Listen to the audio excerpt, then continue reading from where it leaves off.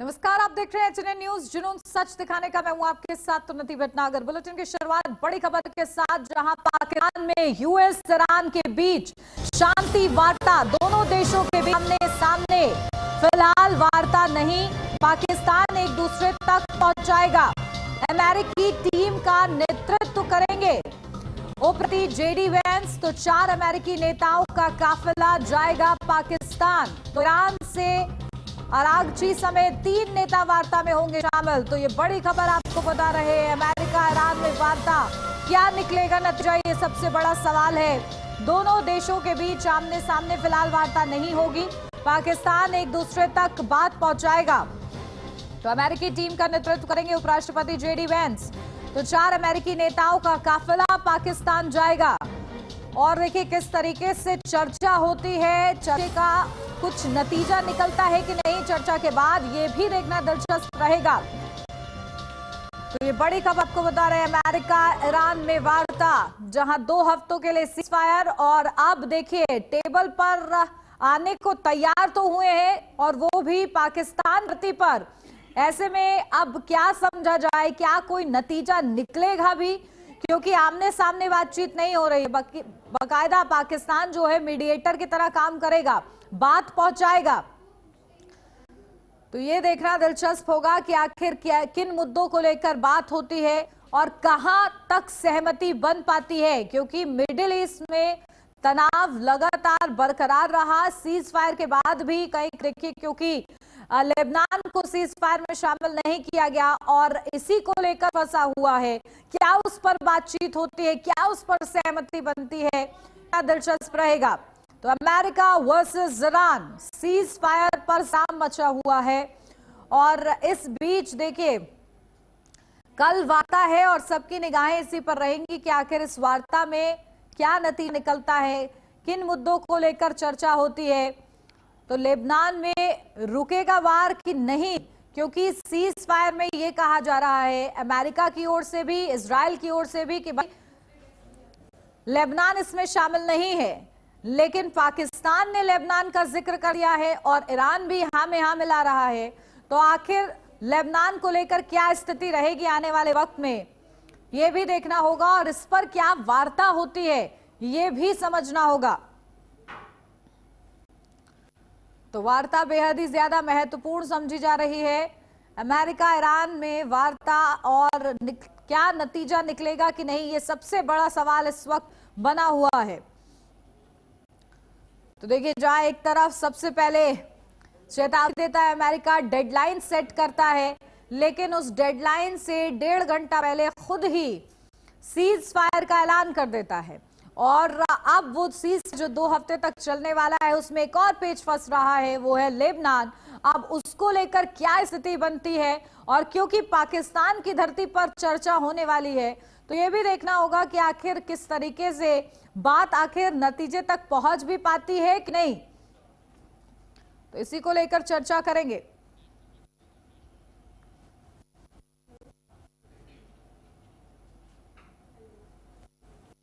और चलिए हमारे साथ खास मेहमान जुड़ गए हैं, सीधा आपको रूबरू कराती हूं। हमारे साथ करोड़ी सिंह जी जुड़ गए हैं, फॉरेन एक्सपर्ट है वो। करोड़ी सिंह जी, बहुत स्वागत आपका। हमारे साथ कर्नल देवानंद गुर्जर जी, डिफेंस एक्सपर्ट है, वो जुड़ गए हैं। कर्नल देवानंद गुर्जर जी, आपका भी बहुत स्वागत है।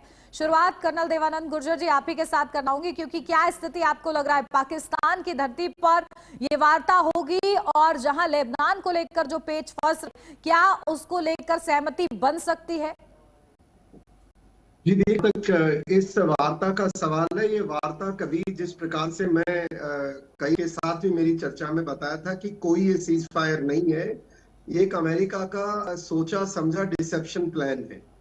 और उसके अंतर्गत ये कुछ न कुछ इनकी प्लानिंग है जो बिल्कुल करीब 12 घंटे में सामने आ गया था। वो क्या था? वो ये था कि पाकिस्तान के माध्यम से ईरान के साथ जो वार्ता चल रही थी, उसमें अमेरिका ने वैसे भी कभी लेबनान का नाम नहीं जोड़ा था, पर पाकिस्तान ने अपनी तरफ से जो ट्वीट दिया था उसमें कहा था लेबनान समेत पूरे इलाके में सीज फायर होगा।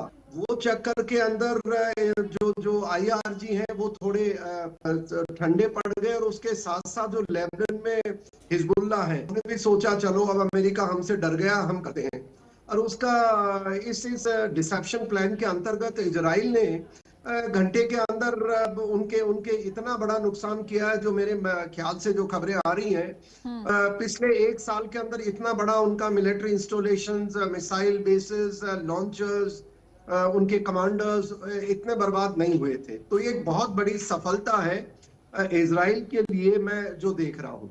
और ये होते ही ईरान तड़पने लग गया, क्योंकि ईरान तो बच्चे ही है ना। देखिए साहब, जब बच्चे के कोई थप्पड़ मारता है, माँ बाप को दर्द होना लाजमी है। वो रोने लग गया कि आप हिजबुल्लाह को, अगर लेबनान वाले इस हिस्से को इसमें नहीं रखोगे तो मैं हट जाऊंगा। पर उसके अलावा देखिए इस समय क्या बात हुई है, पाकिस्तान का क्या हुआ है।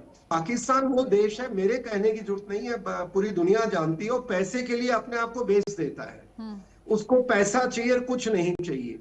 पाकिस्तान ने क्या किया यहाँ पर, पाकिस्तान ने ये किया कि अमेरिका का गुड बॉय बनने के चक्कर में उसने कहा सर मैं आपकी बात करता हूं ईरान से, और उसने इसके बदले पैसे लिए होंगे, मैं आपको यकीन से कह सकता हूं। और इजराइल, दूसरी चीज क्या है, देखिए कि पाकिस्तान न्यूट्रलिटी थी, वो उसका सऊदी अरेबिया से समझौता था कि भाई कोई भी युद्ध हो तो मैं आपके साथ आऊंगा, जो उसने किया नहीं। और दूसरी ईरान के साथ तो न्यूट्रलिटी दिखा रहा था, तो क्लियर हो गया कि पाकिस्तान अब अमेरिका के साथ है, जो एक बिल्कुल क्लैरिटी निकल के आई है। इस डिसेप्शन प्लान में आप देखिए इजराइल ने क्या किया। इजराइल ने अपना जो हिजबुल्लाह को नुकसान पहुंचाने का काम किया, लतानी नदी तक ब्रिज पहले ही उड़ा दिया था, कंट्रोल पहले स्टैब्लिश कर लिया था। अब कोई बफर जोन कहता है, कोई इसको एक्सटेंडेड ग्रेटर इजराइल प्लान कहता है, पर लतानी तक इजराइल ने अपना काम कर लिया जी। ये क्यों हुआ, देखिए ईरान और लेबनान को, दोनों को एक साथ इजराइल के लिए डील करना मुश्किल हो रहा था, तो उसको भी टाइम चाहिए था, और उसने उसका सही भरपूर इस्तेमाल किया। यूएई देखिए जो अभी तक शांत बैठा है, बताया जा रहा है यूएई ने ईरान के अंदर स्ट्राइक कर दी है उनकी रिफाइनरी और उनकी एल्यूमिनियम इंडस्ट्री पे, अब ये खबरें हैं। दूसरी तरफ ईरान ने भी सीज फायर के दौरान करीब 21 मिसाइलें फायर की थी। और अमेरिका ने देखिए क्या एक बड़ा गेम कर दिया है।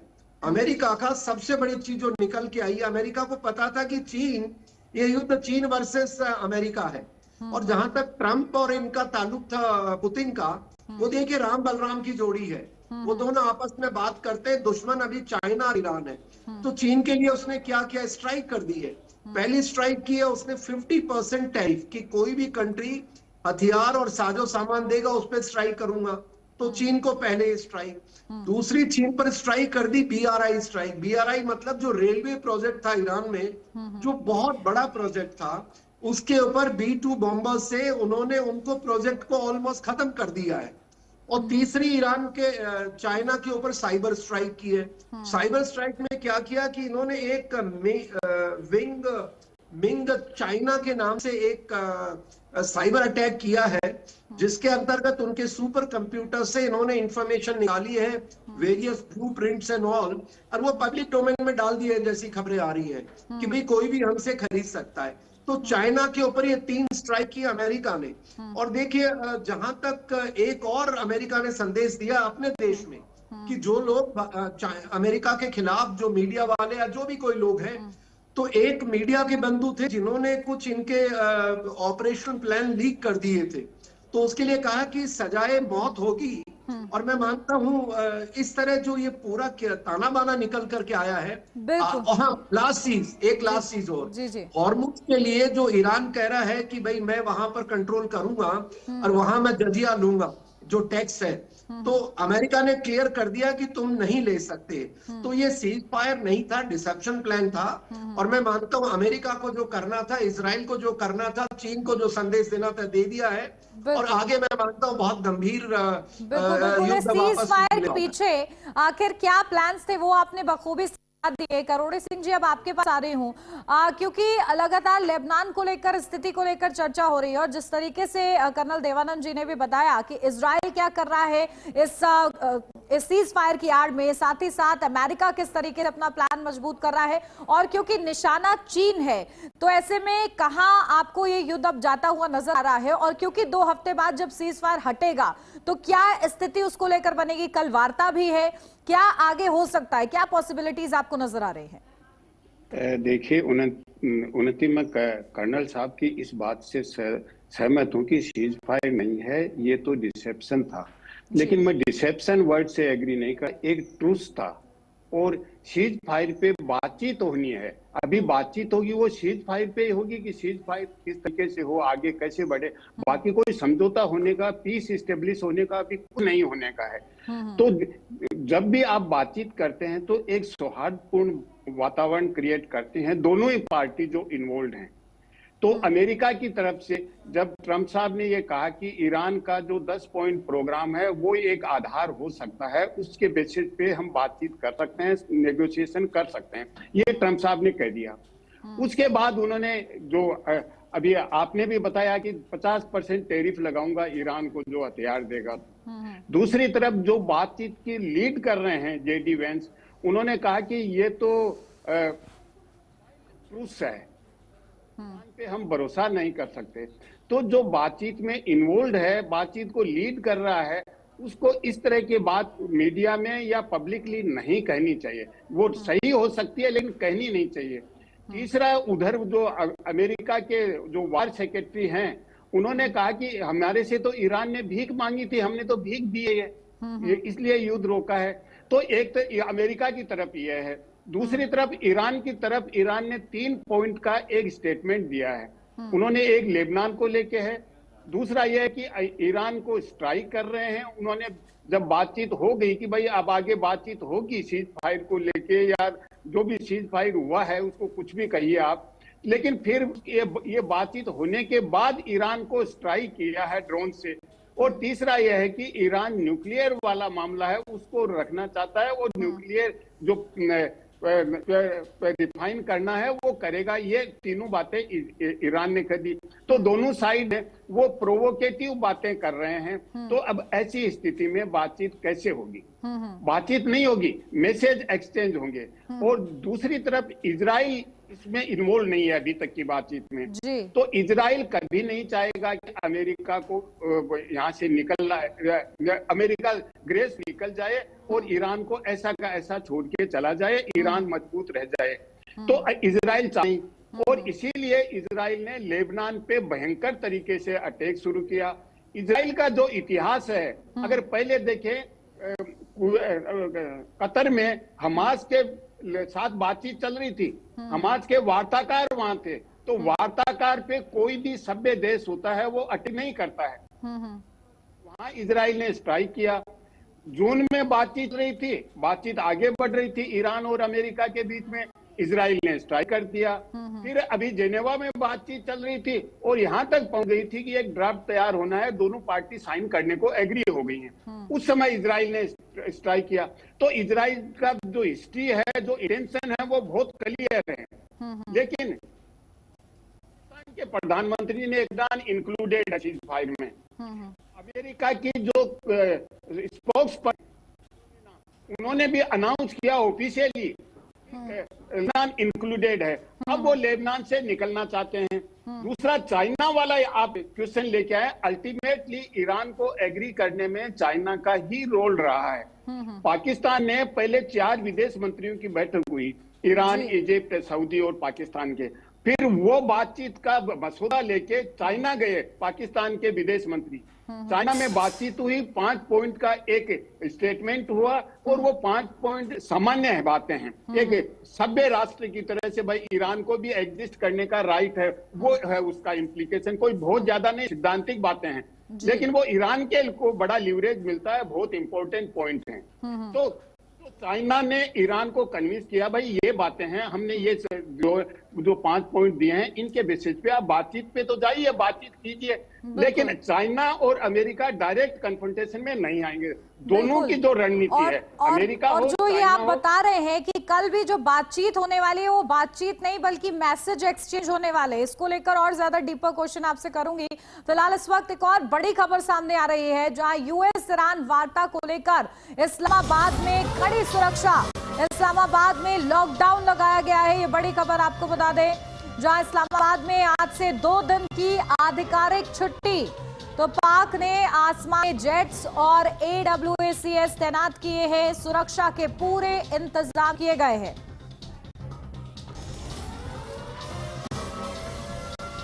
तो देखिए किस तरीके से इस्लामाबाद में कड़ी सुरक्षा देखने को मिल रही है, लॉकडाउन लगाया गया है, ये स्थिति इस वक्त बनी हुई है, आधिकारिक छुट्टी वहां पर की गई है। और सीधा आपके पास आ रही हूँ कर्नल देवानंद जी, क्योंकि देखिए पाकिस्तान की सरजमी पर क्योंकि ये बातचीत हो रही है, तो एक आतंक की सरजमी पर कहीं ना कहीं मिडिल ईस्ट का जो पूरा जंग है उसमें एक पॉइंट टेररिज्म भी है। तो आपको लगता है कि जो मैसेज भी एक्सचेंज हो रहा है वो नतीजे तक पहुंच पाएगा? नहीं, देखिए, मुझे नहीं लगता है। पहली बात तो जो ये मीटिंग होने वाली है नहीं होने वाली है, मेरा ख्याल है कि ये नहीं, इनको इसमें रोड़ा जरूर अटकेगा। और दूसरी बात, जब भी अगर ये मीटिंग हो रही है तो देखिए मानसिकता देखिए अब क्या उभर के आ रहा है। मैं वही तो कह रहा हूँ, अमेरिका का ये डिसेप्शन प्लान है to counter China and Iran. वो क्यों मैं कह रहा हूँ, देखिए अब अगर ईरान का हम देखें, ईरान के लिए बड़ा प्रेम दुनिया में आ रहा है, मजबूरी हो सकती है किसी की भी, पर ईरान वो देश है, आप माने या ना माने, कई लोग अंदर वो कबूतर वाली कहानी करते हैं कि कबूतर बिल्ली झपट्टा मारती है और वो कहती है आंख बंद करके मैं सेफ हूं। नहीं, ईरान वो देश है जो 1979 से हमास, हिजबुल्लाह, हूती और इराक मिलिशिया को तैयार कर रहा है, मिलिटेंट्स को। और वो इसीलिए प्रॉक्सीज तैयार कर रहा था कि जब कभी जरूरत पड़ेगी तो मैं मेरे बचाव के लिए दुनिया में इनकी मदद लूंगा, जो वो ले रहा है। अब अगर आतंकवाद की मदद लेने वाला व्यक्ति और आतंकवाद को पनपन, पाकिस्तान कौन सा है? पाकिस्तान भी तो आतंकवाद है। अब कहने को तो मेरे को नहीं लगता है कि ये पाकिस्तान के अंदर जो चल रहा है ये एक डिसेप्शन है, इससे कुछ नहीं होने वाला है। आज देखिएगा इजराइल रात आते आते इनका भूत बनेगा और चीन भी कहीं कहीं पीछे हट जाएगा। चीन का BRI खत्म कर दिया गया, आप सोचिए, चीन का तेल बंद कर दिया गया है। तो ये डिप्लोमेसी दूसरे एंगल पे चल रही है और इसी के अंदर जो ये बातें चल रही हैं, मैं चाइना के साथ साथ रूस को भी लाना चाहूंगा। देखिए, रूस और जो अमेरिका है, ट्रंप और पुतिन, मैं ये मानता हूं वो पब्लिक डोमेन में आए या नहीं आए, दोनों की बात चल रही है और वो क्लैरिटी एक दूसरे को, जैसे भी उनको लड़ाई लड़नी है, पर दोनों का कॉमन एनिमी आज के दिन चाइना है।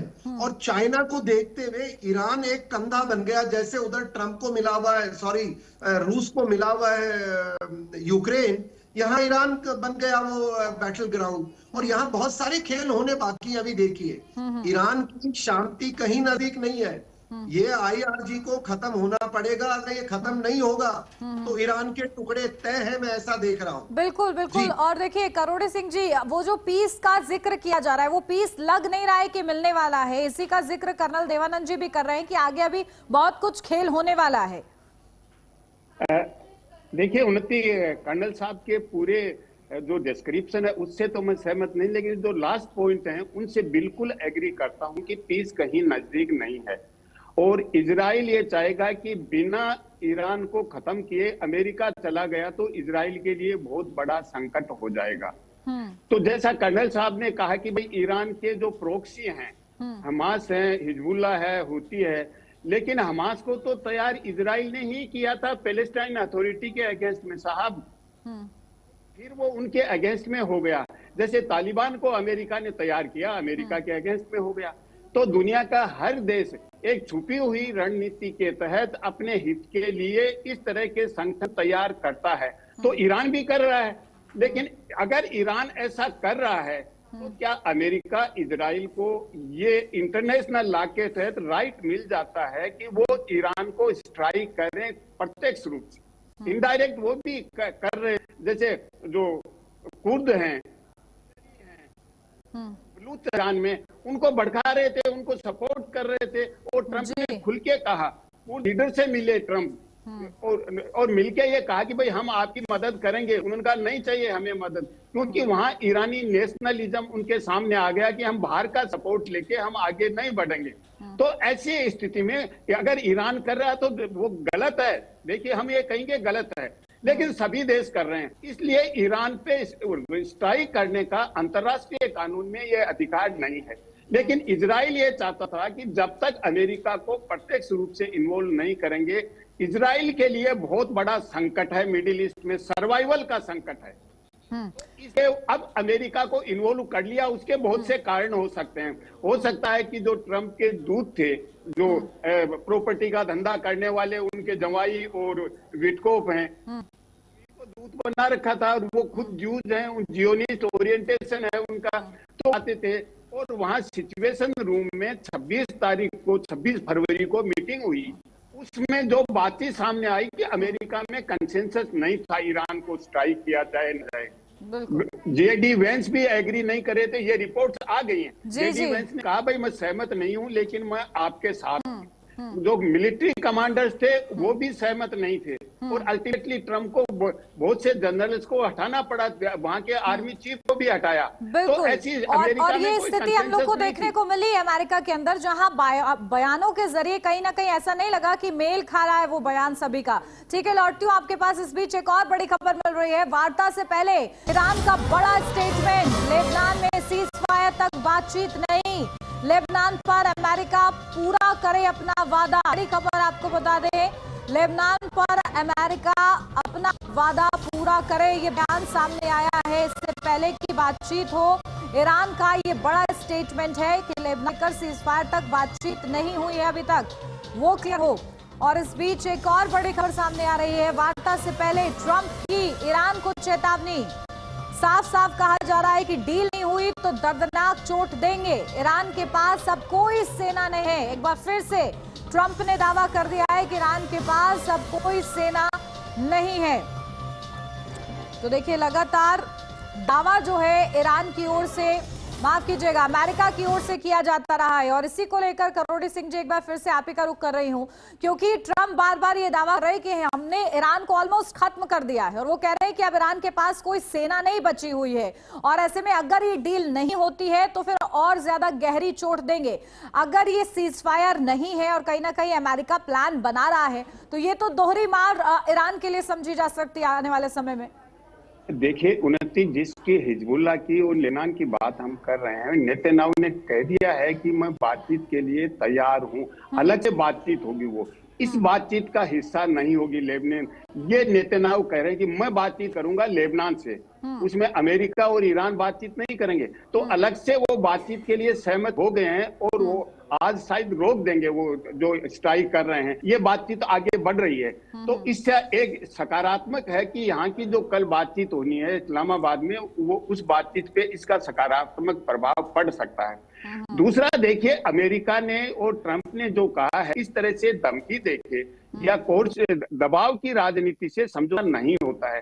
ये संयुक्त राष्ट्र संघ के महासचिव भी कह चुके हैं और कैथोलिक चर्च के पोप कह चुके हैं। और पोप को कहने से जो वेटिकन के रिप्रेजेंटेटिव हैं अमेरिका में, उसको पेंटागन ने बुला के कहा कि आपको इस तरह का नहीं कहना चाहिए कि अमेरिका को दबाव की कूटनीति नहीं चलानी चाहिए। तो दुनिया के सब लोग और जो इंटरनेशनल लेवल के हैं या धार्मिक नेता, वो भी कह रहे हैं कि अमेरिका को इस तरह की रणनीति नहीं अपनानी चाहिए। तो अमेरिका अगला और देखिए, इसका विरोध करोड़ी सिंह जी अमेरिका में भी हो रहा है, जो अमेरिकी राष्ट्रपति की ओर से किया जा रहा है, उसके खिलाफ हम लोगों ने देखा सड़कों तक पर विरोध हुआ है। कर्नल देवानंद जी, अब आपके पास आ रही हूँ, क्योंकि अमेरिका बार बार इस तरीके से धमकी भी दे रहा है, लेकिन डेडलाइन देता है, उससे पहले सीज फायर का ऐलान भी कर देता है। और वो ये कह रहा है कि पर्दे के पीछे की जो बातचीत है वो प्रभावित नहीं होगी, लेकिन दोनों चीजें एक साथ भी मुमकिन नहीं है। तो फिर आगे क्या स्थिति और कैसे निकलती हुई नजर आ रही है?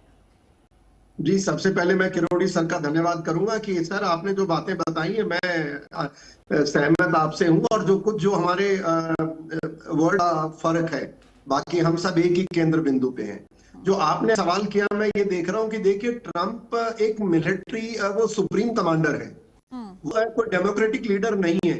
युद्ध के दौरान वो सुप्रीम कमांडर की भूमिका निभाते हैं। और रही बात डिफरेंस ओपिनियन, जब कोई युद्ध होता है, मैं भारत भी ऑपरेशन सिंह किया तो किस तरह तांडव मचाया विपक्ष के ने, तो ये चीजें मैं मानता हूं को ज्यादा देश के लिए महत्व नहीं रखती। जब कमांडर ने फैसला कर लिया तो होना है। अब देखिए, जो रणनीति है, ऐसा युद्ध में होना भी चाहिए कि भाई शाम दम दंड भेद, आप उसको डराओ, धमकाओ, मारो, कूटो, टेबल पे लेके आओ और अपनी शर्तें मनवाओ। तो उस शर्तों के अंतर्गत अगर ये काम करते हैं, मैं मानता हूं ये चाणक्य नीति के हिसाब से चल रहे हैं।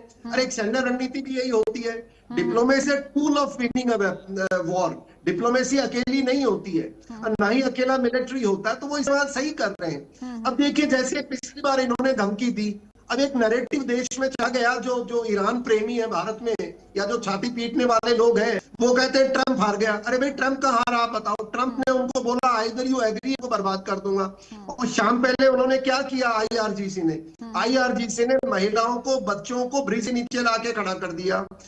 क्रिटिकल जो उनके इंस्टॉलेशंस हैं, वल्नरेबल पॉइंट्स, वहां लोगों को खड़ा चेन बना करके कि भाई ये हमला करेगा, कल हम इंटरनेट खोलेंगे और बदनाम करें। तो ये ज्यादा टैक्टिक्स की बातें हैं और एक रणनीति का हिस्सा होता है। देखिए, ह्यूमन शेल वहां पर बनाई गई और इस तरीके के टैक्टिक्स का निंदा भी अमेरिका से की गई। हालांकि जो कल बातचीत होने वाली है उसमें क्या होता है, या जिस तरीके से आप लोग प्रिडिक्ट कर रहे हैं कि रात होते होते कुछ बड़ा भी किया जा सकता है, तो ये देखना होगा कि आगे क्या होता है। बहुत शुक्रिया आप दोनों का ही हमारे साथ इस चर्चा में जुड़ने के लिए। और इसी के साथ इस बुलेटिन में साथ बस इतना ही। खबरों का सिलसिला आगे भी जारी रहेगा। आप देखते रहिए एचएनएन न्यूज़, जुनून सच दिखाना।